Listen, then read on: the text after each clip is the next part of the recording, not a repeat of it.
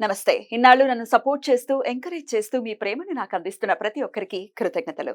అలాగే ఈ వీడియో కూడా ఖచ్చితంగా మీకు ఉపయోగపడుతుంది. లైక్, షేర్ అండ్ సబ్స్క్రైబ్ చేసి మీ సపోర్ట్‌ని నాకు అందించండి. అలాగే ఈ వీడియో పట్ల మీకున్న అభిప్రాయాన్ని కామెంట్ సెక్షన్‌లో కామెంట్ చేసి తెలియజేయండి.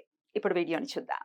నమస్తే. Welcome to our channel. నేను పద్మిని. ప్రస్తుతంతో పాటు ప్రముఖ ఆధ్యాత్మికవేత్త, ప్రముఖ న్యూమరాలజిస్ట్, లక్ష్మీ నరసింహస్వామి ఉపాసకురాలు శ్రీమతి స్రవంతి గారు మనతో పాటు ఉన్నారు. మాట్లాడదాం. నమస్తే అక్క. నమస్తే అమ్మా. అక్క, అప్పుగా డబ్బులు ఇచ్చేసామండి, హ్మ్. తిరిగి రావట్లేదు హ్మ్. అని ఎన్ని సార్లు ఈ కమెంట్ చాలా రెగ్యులర్ గా ఉంటుంది. అప్పులు ఎక్కువైపోయాయి అనేది ఎంత రెగ్యులర్ గా ఉందో, అప్పులు ఇచ్చేసాము తిరిగి రావట్లేదు అనే కమెంట్ కూడా చాలా చాలా ఫ్రీక్వెంట్ గా వస్తుంటుంది. ఏంటి దీనికి గల దీని అర్థం ఏమిటి? ఎందువల్ల ఇంతలాగా మోసపోతున్నారు? అయిన వాళ్ళే మోసం చేస్తున్నారండి. మొన్న ఒక 5-6 డేస్ బ్యాక్ కూడా ఒక పెద్ద ఆయన ఫోన్ చేశారు. సుమారుగా 2.5 కోట్లు గుటక వేశారు. మీకు కూడా పడట్లేదు.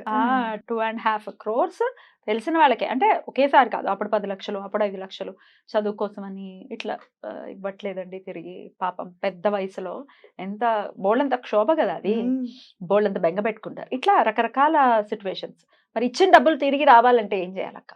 ఇప్పుడైనా ఫస్ట్ మనం గుర్తుపెట్టుకోవాల్సింది ఏంటి అని అంటే, ఫిక్స్డ్ డిపాజిట్ రూపంలో గనక మన డబ్బు ఉంటే, లేదన్నా ఏదైనా భూమి అది కొనుక్కుంటే అది సేఫ్గా ఉంటుంది.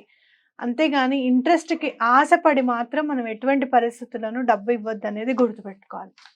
అధిక ఇంట్రెస్ట్లకి ఇస్తే మాత్రం చాలా పొరపాటు. అత్యాశ అసలు ఎప్పుడైనా వినాశనమే. ఎప్పటికైనా అంతే. అదొకటి, ఆ డబ్బు కూడా దేనికి యూజ్ అవ్వదు అనేది కూడా మనం గుర్తుపెట్టుకోవాలి. అవునా? అంతే కదా, మరి ధర్మ వడ్డీనే తీసుకోవాలి. అధర్మంగా ఎక్కువగా తీసుకుంటున్నారు అని అంటే ఏదో ఒక రూపంలో అది నేను వెంటాడుతుంది ఖచ్చితంగా. దేన్ని ధర్మ వడ్డీ కింద కన్సిడర్ చేస్తారు? 2 రూపీస్ మాక్సిమం. ఇప్పుడైతే బ్యాంకే 18% తీసుకుంటోంది అని అంటే 2.5, అంతకంటే ఎక్కువగా తీసుకోవద్దు అనేది మనం గుర్తుపెట్టుకోవాలి. 18% అంటే ఎంత? అంటే రూపాయి 80 పైసలా? అంతే. ఓకే. అయితే ఇంకోటి ఏంటి అని అంటే, ఇలాంటి వాటిల్లో పడిపోయి చాలా ఇబ్బందులు పడే వాళ్ళు కూడా ఉన్నారు. అంటే బ్యాంక్‌లో ఉండి ఏం చేస్తాయిలే, బ్యాంక్ ఇంట్రెస్టే కదా వచ్చేది మనకి అని చెప్పి ఇచ్చామండి అనుకుని, మేము అనుకోకుండా ఇచ్చామని చెప్పేవాళ్ళు కూడా ఉన్నారు. ఇప్పుడు కొంతమంది మన దగ్గర లేకపోతే ఇంకోళ్ళ దగ్గర తీసుకొని ఇచ్చిన వాళ్ళు ఉన్నారు. ఇలా అవునక్క. చాలా రకరకాలుగా ఇబ్బందులు మాత్రం పడేవాళ్ళు చాలా మంది ఉన్నారు. అవునక్క. అయితే నేను ఆంజనేయ స్వామి రెమెడీ ఒకటి నేను చెప్పాను. నేను చేశాను, మీరు కూడా చేయండి అని చెప్పడం జరిగింది. అయితే ఒక్కొక్క సందర్భంలో ఏమవుతుంది అని అంటే, చాలా మెంటల్ టెన్షన్ ఉండి అలాంటి పూజ కూడా చేయలేని పరిస్థితుల్లోకి వెళ్ళిపోతాం. అలాంటప్పుడే ఈ రెమెడీస్ని మనం ఉపయోగించుకునేది. అంటే భగవంతుడి దగ్గర కూడా కూర్చోలేనంత మానసిక క్షోభ ఎప్పుడైతే అనుభవిస్తున్నారు అని అనుకుంటే గనక ఈ రెమెడీ అనేది పాటించండి. ఎప్పుడు కూడా నేను నమ్మేది, సుగంధ ద్రవ్యాలు ఏవైతే ఉంటాయో వాటి సువాసనలు ఎలా అయితే వెదజల్లుతాయో అలానే దానికి సంబంధించిన పని కూడా జరుగుతుందనేది నా గట్టి నమ్మకం. అండ్ ప్రకృతి మనకిచ్చిన వరంగా భావించి అవి మనకి ఎలా ఉపయోగపడాలో అలా ఉపయోగపడతాయని కూడా మనం తెలుసుకోవాలి. అయితే ఇక్కడ మనకు కావాల్సింది ఏంటంటే, ఒక పేపరు, పెన్ను, అలాగే ఒక 5 లవంగాలు. లవంగాలు ఎలా ఉండాలి అని అంటే, ఆ పువ్వు ఏదైతే ఉంటుందో పైన చక్కగా ఉంటుందో పెటల్స్ లాగా ఉంటే అది ఖచ్చితంగా ఉండాలన్నమాట. విరిగిపోవడము అలాంటివి ఏమి ఉండకుండా మంచివి 5 లవంగాలు తీసుకోండి. అలాగే 5 వెల్లుల్లిపాయ రెబ్బలు, మామూలుగా పైన తొక్కని తీయకుండా అలా 5 వెల్లుల్లిపాయ రెబ్బలు తీసుకోండి. మీరు ఏం చేస్తారు అని అంటే, వాళ్ళు డబ్బులు ఇచ్చేశారు, వాళ్ళకి డబ్బులు వచ్చాయి, నాకు ఇచ్చారు. ముందెప్పుడు కూడా ఫర్గివ్నెస్ టెక్నిక్ అనేది ఉండాలి. ఓకే. అంటే వాళ్ళ మీద ఒక కోపం పెంచుకుంటాం చూసావా, వాళ్ళు ఇవ్వట్లేదు టైంకి, అడిగినప్పుడు మాత్రం చాలా బాగా అడుగుతారు, ఇచ్చేటప్పుడే వస్తాయి ఈ బాధలన్నీ అని చెప్పి తిట్టుకుంటూ అనుకుంటూ ఉంటాం. ఎప్పుడైతే మనం ఏదైతే కోపాన్ని ప్రదర్శిస్తామో అదే మనకు వస్తుంది, ఏదైతే మనం ద్వేషాన్ని ఇస్తామో అదే మన దగ్గరికి వస్తుందని అనుకున్నప్పుడు ఫర్గివ్నెస్ టెక్నిక్ ఏంటి అని అంటే, నేను నిన్ను క్షమించాను, వాళ్ళ ఎదురుగుండా లేనప్పుడే నువ్వు అనుకోవాల్సిన మాట ఇది. మరి వాళ్ళ ముందే అనక్క. అదే, నేను నిన్ను క్షమించాను, నీ దగ్గర లేవు కాబట్టే నువ్వు ఇవ్వట్లేదనేది నేను తెలుసుకున్నాను, నీకు డబ్బులు వచ్చేస్తాయి భగవంతుడి దయ వల్ల, నాకు ఇచ్చేసాయి, నన్ను కూడా క్షమించు అనేది ఫర్గివ్నెస్ టెక్నిక్ అనమాట. చాలా బాగా పనిచేస్తుంది ఫర్గివ్నెస్ టెక్నిక్. అది చేసుకున్న తర్వాత మీరు ఏం చేస్తారు అని అంటే, ఆ పేపర్ మీద వాళ్ళ పేరు రాయండి. మీకు ఎవరైతే డబ్బులు ఇవ్వాలో వాళ్ళ పేర్లు రాయండి. భార్యాభర్తలు ఇద్దరు ఇవ్వాలి అనుకుంటే వాళ్ళిద్దరి పేర్లు కూడా రాయొచ్చు. రాసిన తర్వాత ఈ 5 లవంగాలు దాంట్లో పెట్టి 5 వెల్లుల్లిపాయ రెబ్బలు కూడా దాంట్లో పెట్టేసి మనం పొట్లం కట్టేసేయండి. అంటే మీరు రాసిన పేపర్ లోపల పేర్లు లోపలికి ఉండాలన్నమాట. ఇక్కడ పేపర్ ఉంది, ఇక్కడ రాశారు, ఇక్కడ లవంగాలు పెట్టారు, గార్లిక్స్ అవి కూడా పెట్టారు, వెల్లుల్లిపాయ రెబ్బలు కూడా పెట్టారు.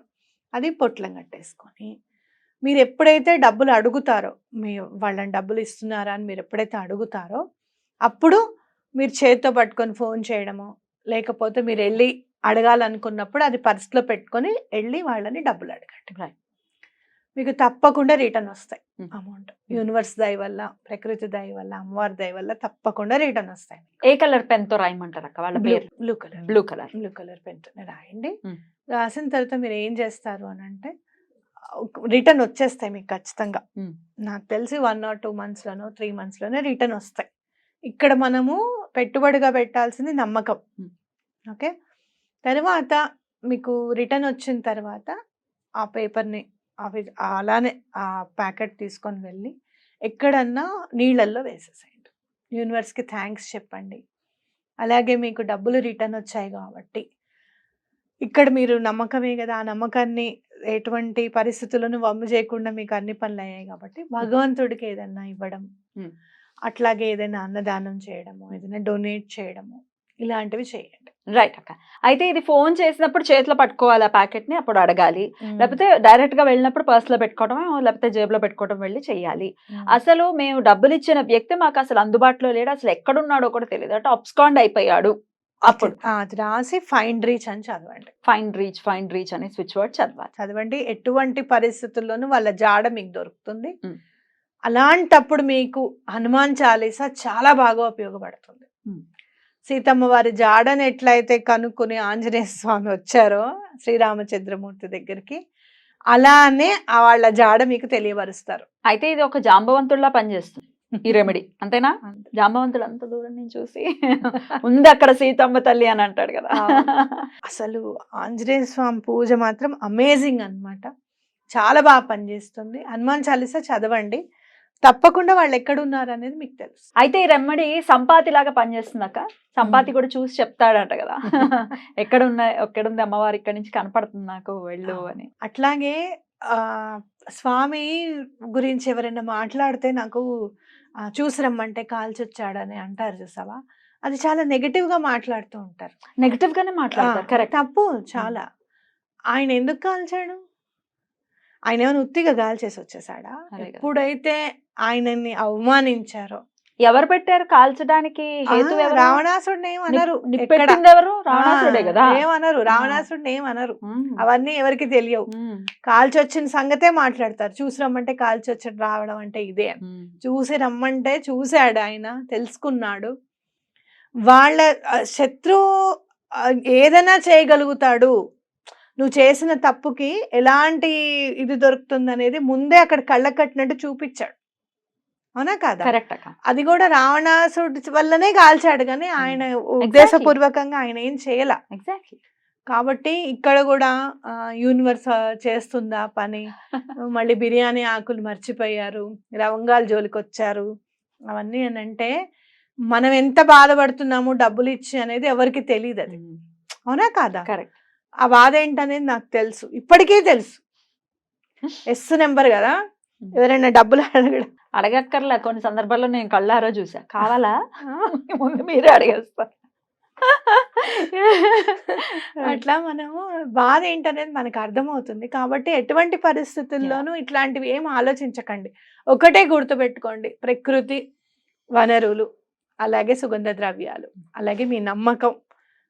తప్పకుండా ఎటువంటి పేపరు పెన్ను అయిపోతుంది అంటే పేపర్ పెన్ను అయిపోతుంది కాబట్టి రిజిస్ట్రేషన్ ఆఫీస్ లో పేపర్లు పెన్నుతో అవుతున్నాయి పనులు. పేపరు పెన్నుతోనే అవుతుంది ఏ పనైనా. అవునా? అవును. నువ్వే డబ్బులు డ్రా చేయాలన్నా పేపరు పెన్నే, నీకు ఒక అకౌంట్ ఓపెన్ చేయాలన్నా పేపరు పెన్నే, పేపర్ పెన్ అనేది తీసి పాడేయకండి. Hmm. ఓకేనా? Hmm. తప్పకుండా ఎటువంటి పరిస్థితుల్లోనూ మీకు పని అవుతుంది అనేది గుర్తుపెట్టుకోండి. రైట్ అక్క, చాలా బ్యూటిఫుల్ గా ఎక్స్ప్లెయిన్ చేశారు. డెఫినెట్ గా వాగే నోళ్ళు వాగుతూనే ఉంటాయి. చాలా లైట్ తీసుకోవాలి, మనది కష్టం, మనం ఎలా దీని నుంచి బయటపడాలి అనేది ఆలోచించుకోవాలి. అవును. So it's up to you. మంచి మంచి రెమెడీస్ చెప్తున్నారు, దాని ద్వారా